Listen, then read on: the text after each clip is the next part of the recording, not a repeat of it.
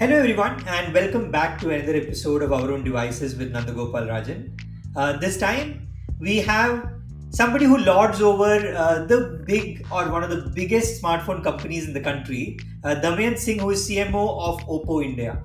Damyant, welcome to the Hi show. Nandu, I your descriptor was funny. I don't lord over Oppo. I wish I did, but yeah, it's a great job. It's a fun job. I just wanted to make you feel good. Thank you.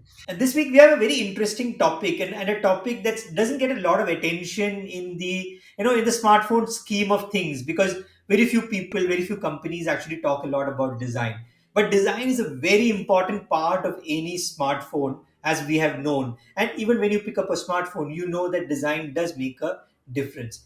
Damayan, how important is design when it comes to a company like Oppo? Yeah, Nandu. So generally speaking, the whole DNA of Oppo is built around this notion of creating technology that's friendly. That's like literally, if I give you the spiel of Oppo, it's we create technology for mankind, right?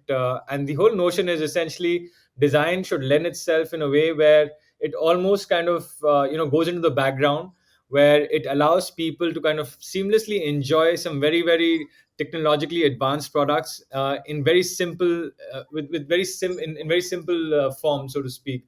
And I think design both plays a role in the physical form factor, as we may call it, and there's also the human interface factor, which is color OS, for example, right? So I think design plays a pretty critical role in not just in the physical dimension, but also in kind of designing literally the interaction between a human being and the product, so to speak. So in many ways, design is probably the backbone of any good tech company, and Oppo is no different in in the way we kind of look at design and how we treat you know design engineering at Oppo. In fact, I have a small anecdote, Damayanth, and this is from many years ago when the first Oppo phones hadn't come to India and they were sort of looking at the market, and I got to use the Oppo N9, I think, and with the Uh-huh. rotating camera. But what really blew me away was the Yeah. box. It was a pristine white box which was not made of cardboard. It was like plasticky box, and it was like very different from anything out there Yeah. in the market Yeah. at that time. And when you open the phone again, the design completely blew me away because it is a very different design from anything that is out there in the market. And and the build quality wasn't something that I was really ready for because again it was very it felt like something that was very different from what was available 7 8 years Yeah. back. So so I understand that, and I just I've been using the Find 9 for the past week or so, and I can see how, like, the way I have put it is that you have forgot the first mover advantage in the foldable space and come in, like, into the middle of that space with such a robust design, right? Like, because you didn't have the loose hinges, literally, or the creases that we got to see in the other Yeah. foldable. So as you're designing or thinking about a new Yes. phone, how is design something that comes in very early in the thought process, or is it something that, okay, ultimately it goes into a design that works with the rest of the product? Actually, Nandu, quite honestly, the way we think about design at Oppo is design thinking is a process that we feel should kind of revolve around this notion of solving problems by prioritizing what the consumers really need above all else, right? And so, as a company, what we really do is we rely heavily on observation, on almost empathizing with what consumers are kind of going through, and how they're kind of consuming technology, how do they interact with their product, with the environment. And so basically what we have at Oppo is a very iterative, interactive process of letting consumer needs dictate what form the functions take, right? So for example, even in case of the foldable phone that you're talking about, the notion of creating a foldable phone wasn't about are we going to be the first to the market with it, right? Because like you said rightly, Yeah. that race was won, right? But just because Hmm. somebody's done it first doesn't mean it can't be done better, right? And so I think our point of view on the fine end, for example, was basically is there a better expression of a foldable phone that makes it even more enjoyable for you to use that form factor in a richer way. right? And I think so at Oppo, that's really what dictates how we design our products. It's got to do a lot with the aesthetics, which is pretty obvious, but at its core, it's also about how are we making lives simpler, how are we bringing more meaning into the design stories that we're really putting out there into the world. And then literally like what you said, the unboxing experience, how do we kind of design that in a way where people, and I say this quite often in the office, right? A smartphone is probably the third most expensive thing you buy in your life, and probably the most expensive Yeah. thing you buy at uh, repeatedly yeah, Regular regularly over the intervals. course of your life, right? So it's a moment, right? And I think at Oppo we really want to kind of give consumers a sense of delight when they buy our products and every time they use it. And I think if you think like that, design becomes a very important and very obvious thing to kind of really focus your energies around. So I think at Oppo, that's really been our philosophy. And I think whether it's the soon to be launched Reno 7, or pretty much any product we've launched in the last decade and a half of being in the tech industry, design's been something which is a part of our DNA. We like making beautiful products. So the consumer, like solving a consumer Yes, problem, it's not as easy as it sounds, right? Because you have to be literally ahead of the curve. Of course, you get a lot of feedback from yes, customers based on existing yes, products, but you also need to think what maybe they need, in the coming year or the year after that, right? So, or you need to plot the trajectory of technology and have design catch it at some yes, point, right? Like how do you fit this kind of a technology, like the foldable, for instance, that's going to become common 2 years down the line. What kind of a design sort of fits for it, or what kind of a design doesn't look gimmicky but solves the customer problem, yes. right? How do you interact with the customer? How do you get that feedback? How do you think Yeah. ahead? Look, I think, like I said in the beginning, a lot of it is simply to do with observation, right? Figuring out how is it Yeah. that like, for example, form factors, right? The evolution of just the form factor of a smartphone. Smartphones have become taller, wider, but there's still a golden ratio to what Yeah. feels intuitively right in your hand, right? So I think it's as much Hmm. about True. predicting what consumers and where technology might go in the future. But I think it's at its core, it's really about, like I said in the beginning, design thinking, and keeping this ethos of being human centric, and basically using how consumers actually engage with the product, or an experience, and letting that dictate how you kind of design products. So I think personally, I feel the best articulation of design is simplicity, right? And there's this very famous quote, right? Simplicity is the ultimate sophistication. And just going through this process of sacrificing, like choose making a choice on behalf of the consumer, of saying, we can kind of tweak this, we can take this away, we can kind of simplify the choices for a consumer. Like all of these are aspects, I think, which come from the sense of observing and being intuitively aligned to saying, how do I make my consumer's journey of using my product simpler and richer, instead of saying, can I jam in 200 megapixel camera, for argument's sake, right? Going down this path of saying, my phone, my product and my company should be about the latest and greatest hardware, instead of really kind of putting consumers at the center of everything and saying, like, are we going to kind of create something which is meaningful in the lives of our consumers, or are we simply kind of bunging in tech because it makes our job of selling our products easier? So I think philosophically, design is one which is the best articulation, is when you kind of put consumer needs and consumer behavior at the center of how you design your product. So yeah, so that's I think what we do, or we at least aspire to do at Oppo. In doing that and being a global company, are there challenges because what the consumer likes, or the aesthetics in one part of the world might not be the aesthetics in another part of the world? Even in a country like India, we have seen how, like, aesthetics or cultural sensibilities are very different in Yes, different yes, parts, right? So how do you neutralize that? Like, like you have companies like Apple which go to the extreme of neutralizing it by being very sober in yes. whatever they do. But when you have to put in color, bring in some other features, that becomes a little bit difficult. So how do you work on Yeah. something like that, or do you customize for regions or Well, we don't, like, sensibilities? look, any company that's operating at scale, like Oppo, it's very difficult to kind of start customizing design based on regional preferences. I think you can do that with color options, etc. But like at its core, you can't really Yeah. kind of design products for regions, right? Especially in the tech industry. I'll give you an example of how, from a philosophical philosophical standpoint, we at Oppo try and bring in uh, path breaking design into our products, for example. Right, I'll give you the simple example of an upcoming launch. We've got the launch of the Oppo Reno 7 that's coming up shortly. uh, and we've got a couple of really interesting things from a design standpoint in this product, right? So the first one is something that was previously called Reno Glow, but now we kind of have moved on to this notion of calling it the Oppo Glow. And so what is this about? Now, if you think about the design of a product, one of the most annoying things is having to kind of having or seeing smudges on your phone. You use it, you keep it down, and suddenly you Hmm. like see fingerprints, etc. So it's not really a rich experience, because literally what one would end up doing was you keep the phone down and then you lift it and you rub it against your denim to kind of clean it up and then put it back, right?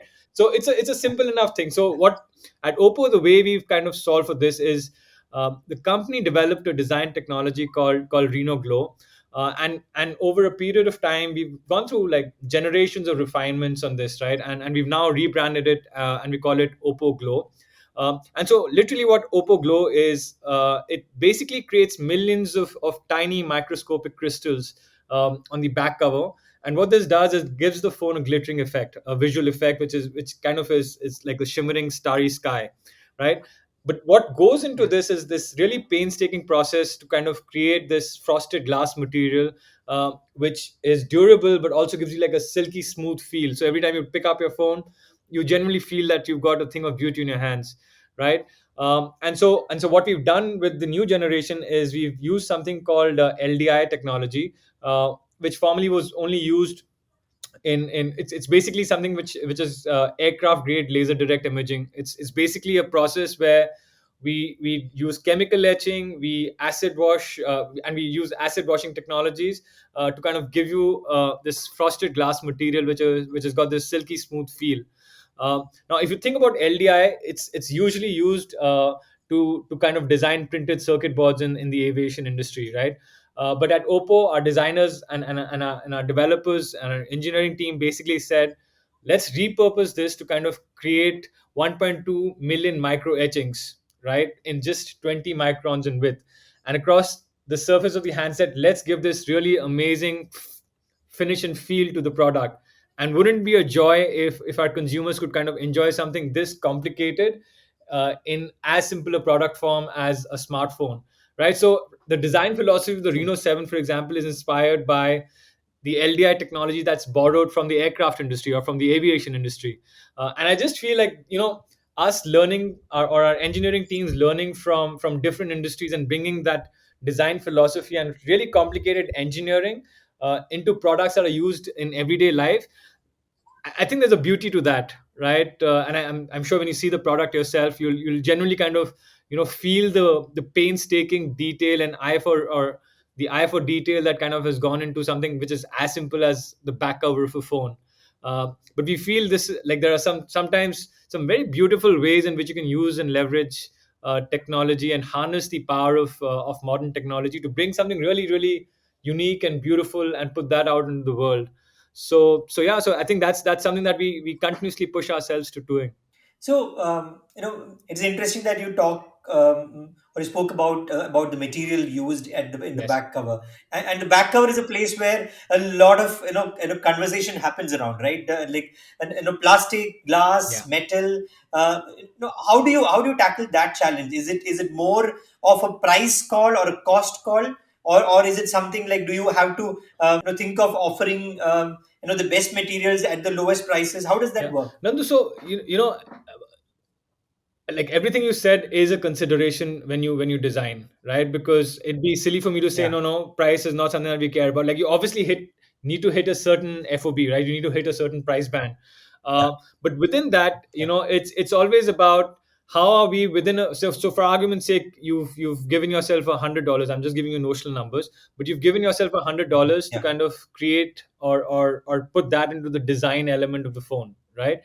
The I think the Mm. the thinking really is about how we pushing the boundaries of what that $100 allows you to do or enable you to do, so that you're able to in a mid-segment phone or in a product which is hitting a certain price band, generally able to kind of give consumers a sense of wonder of what they're buying, about what they're buying, right? So literally, at one, like, a lot of times we discuss this notion of the democratization of technology, right?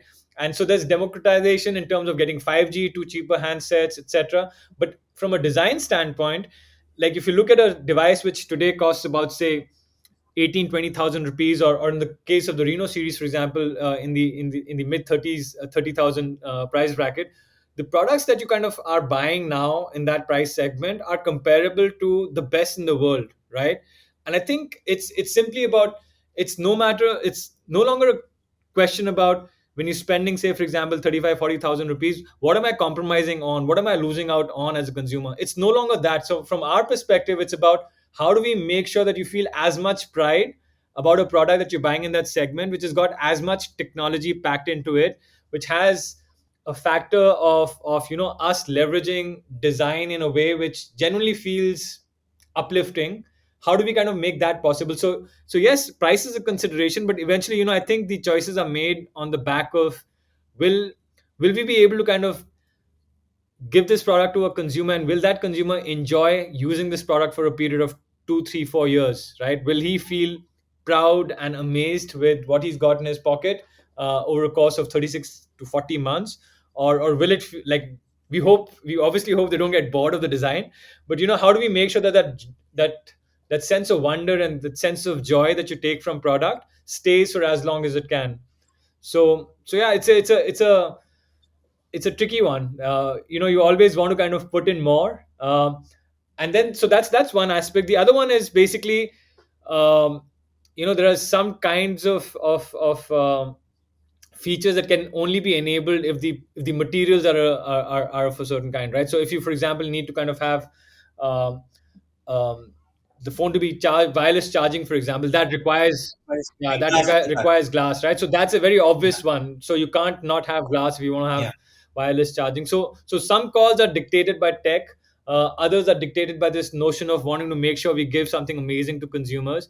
And then, there are some calls, and I'll relate to you a story from one of my previous jobs. And I basically asked, like, why do we kind of keep removing stuff which seems to be very useful? And this is the headphone jack, for those of you who are curious. And I basically asked, like, why did we remove the headphone jack in a product, like in my previous company? And the answer to that was, the reason we kind of get rid of some things and replace them is because we have a line of sight over what's going to be important to consumers in 3, 4, 5 years time, right? So the decision of sacrificing something that feels really intuitive right now might not necessarily be required, or might not necessarily be needed in the future. So you need to sometimes make bold calls about what you change in your product design, right? And the other part is, yeah. uh, you literally need to kind of think of a smartphone from a product standpoint as being possibly the most expensive real estate there is in the world, right? If you think about the Yeah. Reno 7, for example, it's like you're literally paying close to 40,000 rupees for something that, like, fits in a pocket, right? And so what do you Okay. pack into this so that everything that's in the product and the way it looks and feels genuinely belongs there, right? That it earns its right to be Yeah. on this really expensive piece of real estate. So design calls are obviously, like, never easy, but there are lots of considerations that kind of go into choices around how a product eventually is designed. So, Damayan, the other thing, and it touches upon what you were talking about, is that often brands have a design Yes. language. Like, their phones look the same, or you look at a phone, you immediately know it's a phone from a Yes. certain brand. But uh, the flip side of that is that a lot of consumers, maybe coming back to buy a new version of a phone 3 years down the line, feels that, hey, it looks a lot like the earlier phone I had. So how do you balance that? That's also a tricky thing, right? Like, how do you Yeah, do well, that? it's tricky, and, like, I think the physical form factor is one of, like, I think there are probably two or three kinds of form factors possible on a smartphone, right? You can have flat edges, you can have Yeah, curved edges, and that's pretty much it, right? And you can, of course, wrap the screen yeah. over it, etc., etc. I think for me, those changes, while they're important, I think for me, what's important is the hand feel, right? And so for me, like, the visual aesthetic can't beyond a point change too much. right? I think there are some really smart ways in which you can add value in the design language of a product, uh, which I feel is more meaningful than simply kind of making something which is flat or curved, etc. And it's basically being smart about how you could I'm sorry, I think it's more about being smart in how you leverage what the real estate of the phone allows you to do. I'll give you another example. What we've got in the Reno 7, for example, now, and I feel this is one of the most interesting uses of the camera bump, is basically what we've done on the Reno 7 is we've complemented the back surface with re-envisioning the rear camera module, right? So we've all kind of enjoyed suffered the camera bump from a design standpoint, but Wow. not too many, or not I wouldn't say not too many, like nobody literally has been smart about what they did with that camera bump, right? So it was literally something which is an inconvenient truth about not having a fully flat phone any longer, because cameras needed more, the lens needed more space. So what we've done is, with our new twin moon camera design, we've got the upper half which is kind of decorated with metal, the lower half is coated with ceramic, so it kind of gives you like this really premium feel.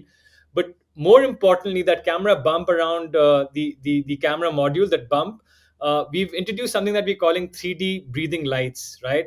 And it's basically a 1 mm diameter fiber which is bent around the frame of the camera.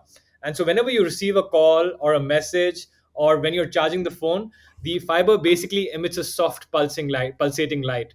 And what that does is basically, as you've kept your phone down, that camera bump or the breathing lights come on if you have a phone call or if you're kind of charging your phone. So it's a very smart way of kind of using Using that that space and space. kind of bringing value, right? It's not simply saying, oh, it'll flash because it'll flash. Yeah. It'll flash with the purpose, it'll flash with the meaning. And again, it kind of is something which I feel is a very intelligent way of designing something to bring meaningful technology and meaningful innovation into the lives of our consumers. So that's just for me like another example of something which is a fun new element in from a design standpoint.